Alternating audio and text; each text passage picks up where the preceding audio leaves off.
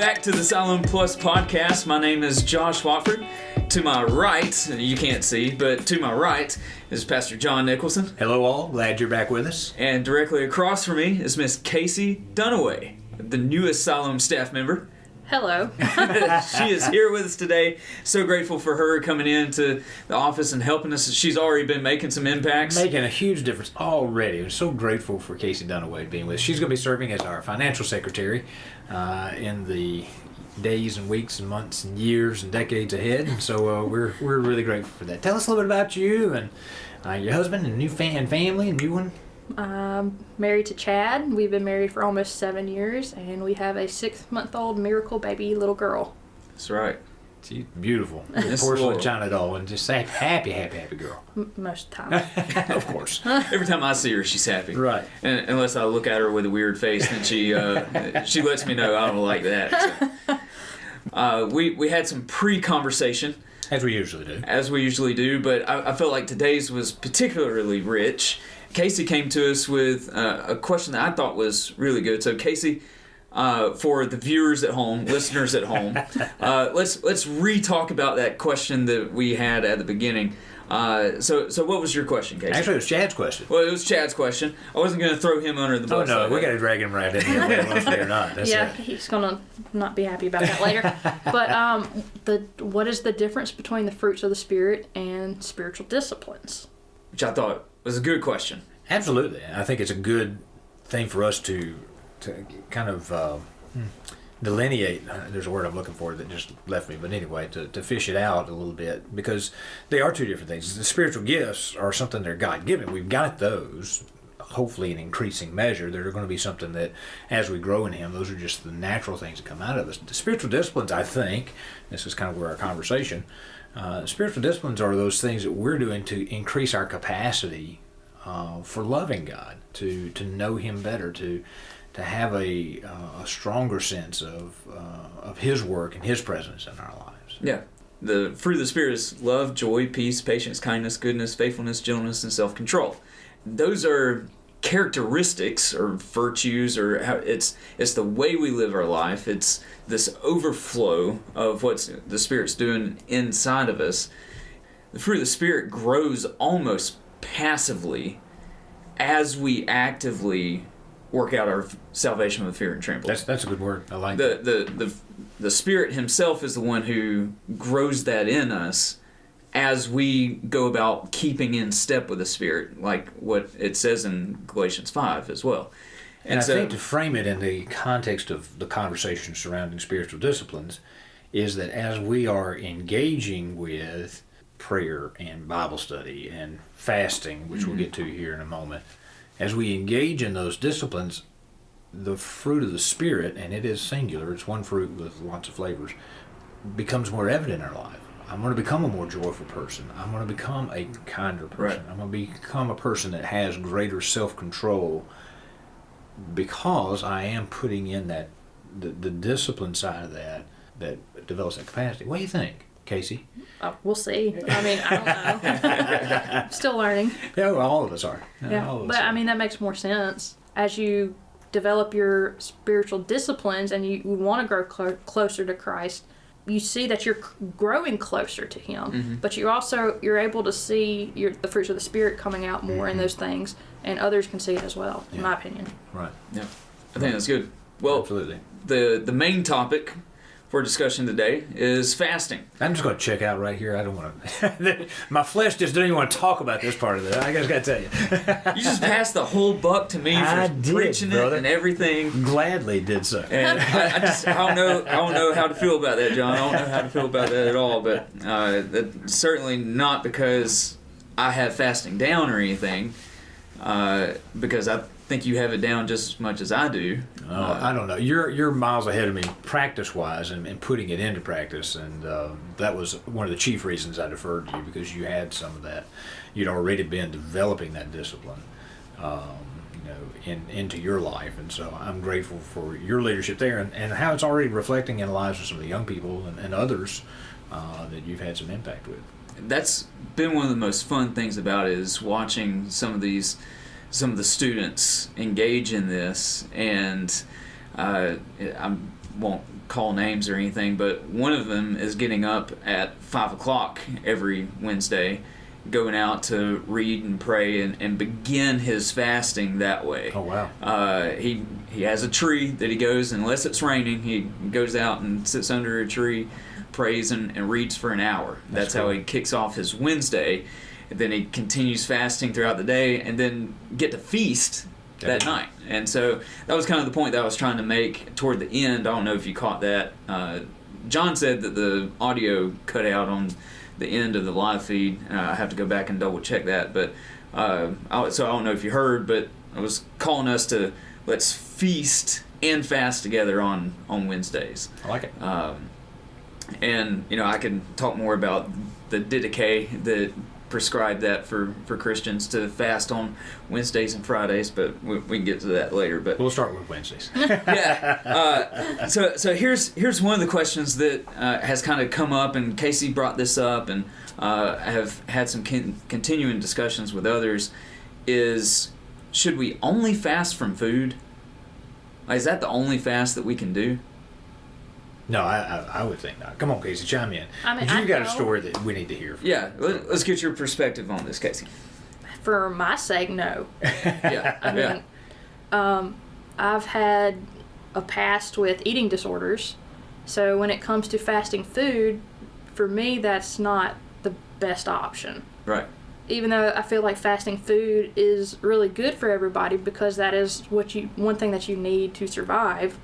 And if you fast food, then you have to rely on God. Yeah. But for people like me that have struggled with eating disorders in the past, I don't see how or why you would only have to fast food, especially if there's other things in your life that seem to get in the way of your relationship with Christ. Absolutely. Yeah. And like you pointed out, Sunday, social media, TV, I think you even said sex and marriage. Yep. Yeah. I told you people would remember that. Yeah, no doubt, man. That's right. So. But even like spending money, Yeah. that's another, I've actually thought about, that's probably where I need to start fasting.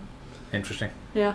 Well, some people have that. like shopping addictions. Mm-hmm. Now, I don't personally know anybody with that, but I know that's a thing. And so you get this high off of getting something new, or, it may be clothes, it may be, I don't know, it may just be a whole myriad of things, but yeah, getting very, very strict on a budget and I only guess I buying could fall what you into need. the shopping addict category. Maybe not extreme or anything, but to the point where it could potentially cause issues. Yeah. Mm-hmm.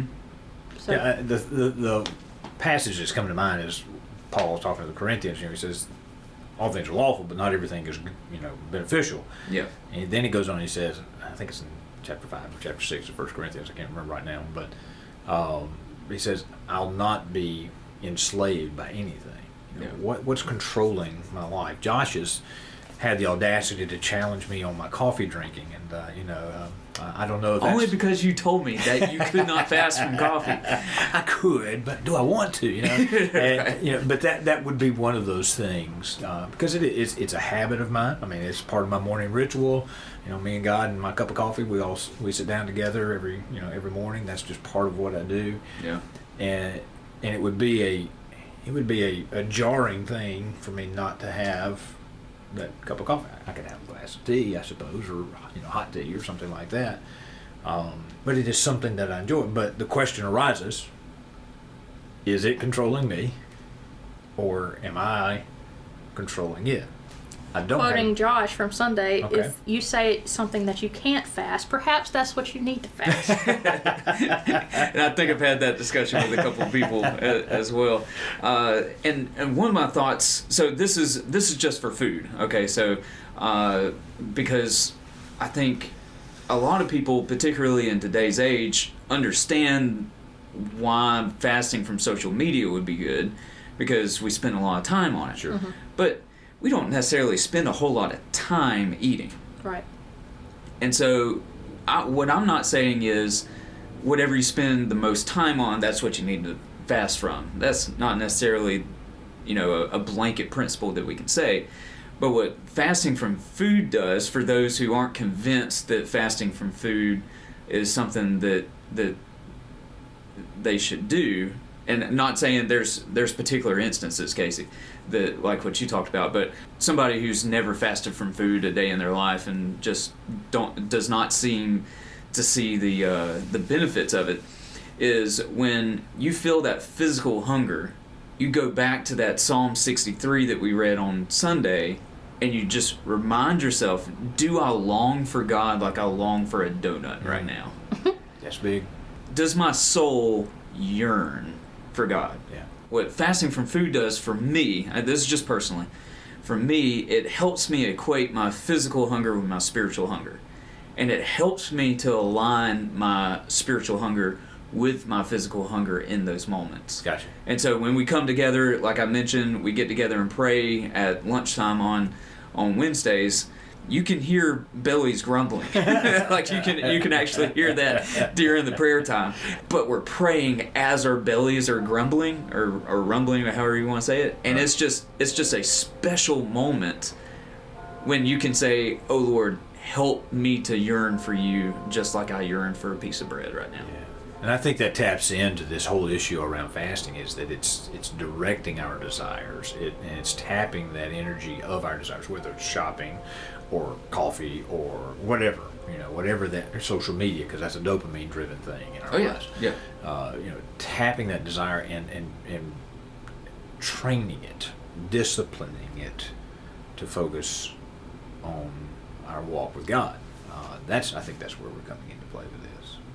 And so if we're thinking about the social media route, yes, the time is an issue, but also it's an affirmation issue. Like I need to post something on social media so I can get the likes or comments or whatever it is. I need somebody to tell me this about this particular thing or whatnot. And so when you're fasting from social media, it's the alignment that needs to happen is, God, help me to seek my affirmation from you. Yeah. Help me to seek my identity in you. Help me to not care about the praises of men, but the praises that only come from you. And so one of mine that I've had to do is fasting simply from music in the car. And I think I mentioned that very briefly on Sundays. When was the last time you rode down the road and just spent that time with God instead of turning on the radio? Mm-hmm. And that's something for me, because I love listening to podcasts, I love listening to music, I love doing all that while I drive or just have some downtime.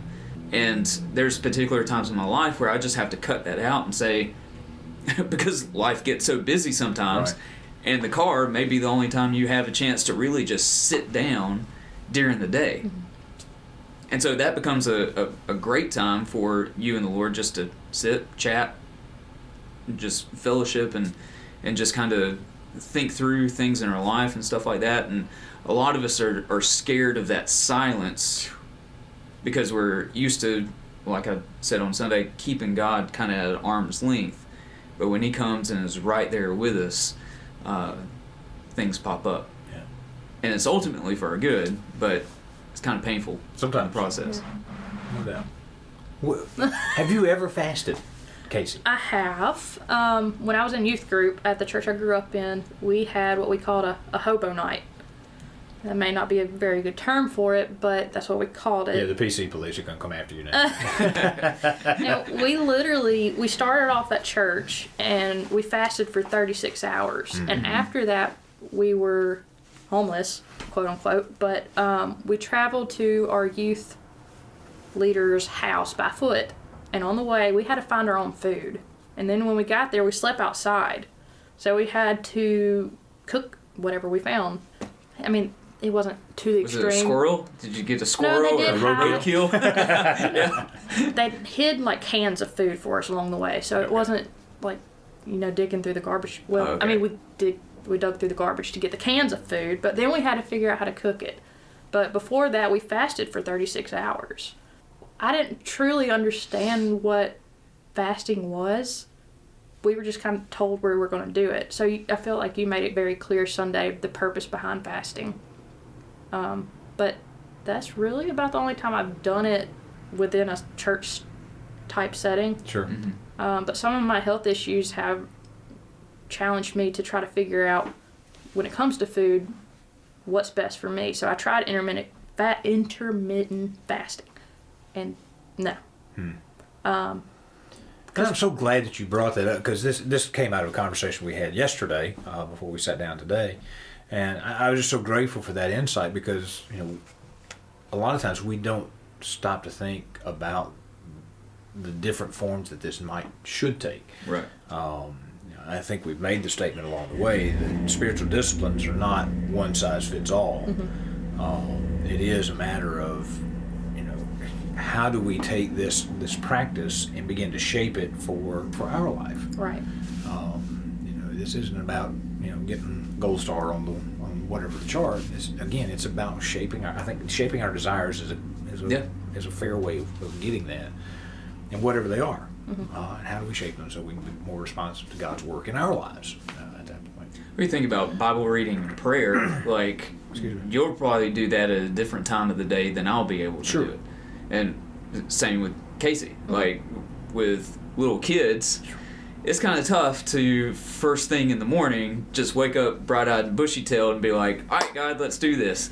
No, it's... It's like 2 a.m. It's not happening. Yeah, It's not happening. And so for me, it's after the boys go to bed. Right. At night. That's when I can have some time, because they're going to be waking up throughout the night, and I'm not going to want to get up until they actually get up in the morning, because I'm going to be trying to get as much sleep. So timing and even how we do that, if we're doing that over a cup of coffee, or if I'm having my Pop-Tart with me or something like that.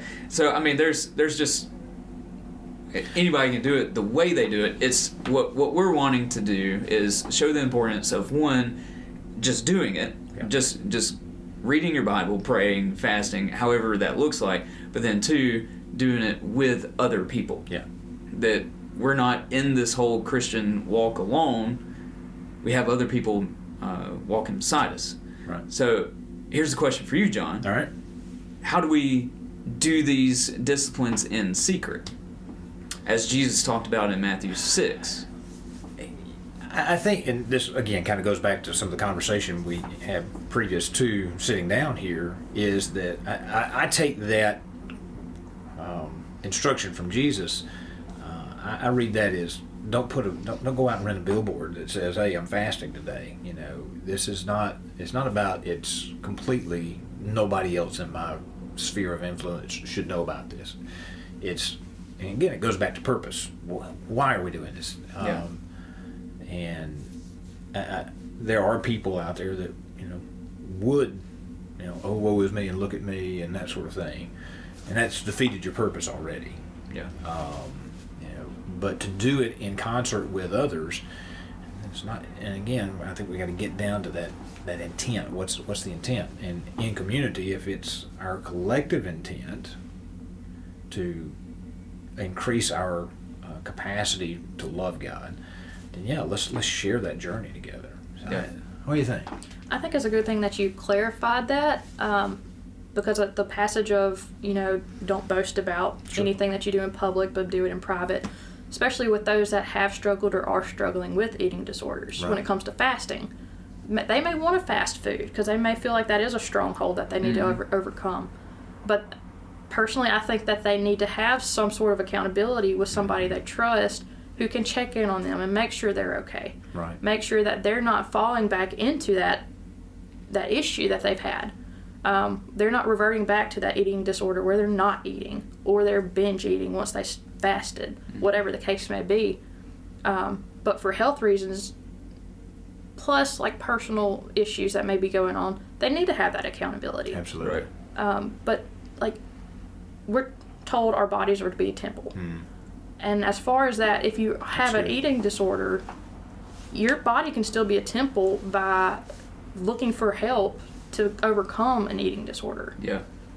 Just because you're binge eating or you're bulimic or anorexic or whatever, if you're looking for the help, you're working on overcoming that stronghold that you have, your body can still be a temple because of that. Absolutely. Absolutely. That's so good. That's good. Yeah. And that's one of the things that kind of beat around the bush with, but not really addressed directly, is Jesus' Sermon on the Mount in Matthew 6, when he says, don't don't let anybody know you're doing this. And we're saying, hey, let's all do this together, right? That's right. So just, we want to make clear, we're not telling you to do the exact opposite of what Jesus has just told you not to do. Like, we really feel like we're in the spirit of what Jesus is talking about there. Spirit of law versus letter of law here. And I do. I really feel like what Jesus is addressing, because he goes on and gives the example of the Pharisee who's going to go out and stand on the street corner and pray so that everybody can see him. That's the reason he's doing it, so he can be seen praying. If that's what I'm doing, if I'm doing it so that I appear to be spiritual to other people, I've gotten all my reward, Jesus says there in Matthew 6. Yep. But if I'm doing this in a private way, and I can do that in a small group, I can do that even in a larger group, but in a way that is not drawing attention to me, it's in a way that is helping me draw my attention to Christ. This, again, goes back to this purpose of these spiritual disciplines. And again, Casey, I'm so grateful, one, for your transparency about where you've been with this, but also just to bring up the fact that, spiritual disciplines, we've got to shape these, we've got to take these things and use them in ways that help us move forward in that walk with Christ. I've shared with Josh a quote from a guy named Leonard Sweet. He says, what may singe one soul may make another soul sing. And again, this isn't just this one-size-fits-all business. It's about how do I take this and shape this, whether it's when am I going to read my Bible and when am I going to pray, or what do I need to fast from, or how do I need to approach this issue of fasting, and then to take that next step, how do we do this in community in such a way that I'm not out here putting up my billboard with my face on it and saying, here I am, look at me, what a great Christian I am. No. It's about how do we grow in this walk together? How do we all, as an individual, and I made this statement a number of times on Sunday mornings through this series, individually, yes, I've got to be taking these steps. I've got to be doing these things, me. But then how do we translate this into the community? How do we do this together? And finding some handles on that is really important. Having a dedicated time where we're all saying Wednesdays we're going to fast, whether it's from food or something, I think that's a great start. That's a great place for us that we can, because we can kind of hang our hat on that and say, this is a time where, yes, I'm going to be, maybe it's social media fasting, or I'm going to maybe not drink coffee Wednesday morning, or whatever it is. And Josh grinning on that one. But I will also know that I'm not alone in that. Yeah. That there are others that are on that journey with me, and there may come opportunities to share some of the insights that come out of that together. Well, there's just like a sense of accountability. Yeah. Right. If you have somebody that's going to hold you accountable to reading your Bible or skipping that cup of coffee, whatever it is. Just that, Looks like maybe I'm on task even for that. just that one person though that's holding you accountable, it makes you want to do that. And once you dive into Bible reading, for example, like me, Chad, and Debbie have what we call house church. We do that. We try to do it once a week, and we all hold each other accountable. So we start in maybe a topic or a book of the Bible, and we're getting ready for the next week. So we're in James right now, and we do, section a week usually, but it's up to us to study that and get ready for the next time when we meet. But we all hold each other accountable. Have you read it this week? And if not, you're not going to have a clue what we're going to talk about. Right. Yep.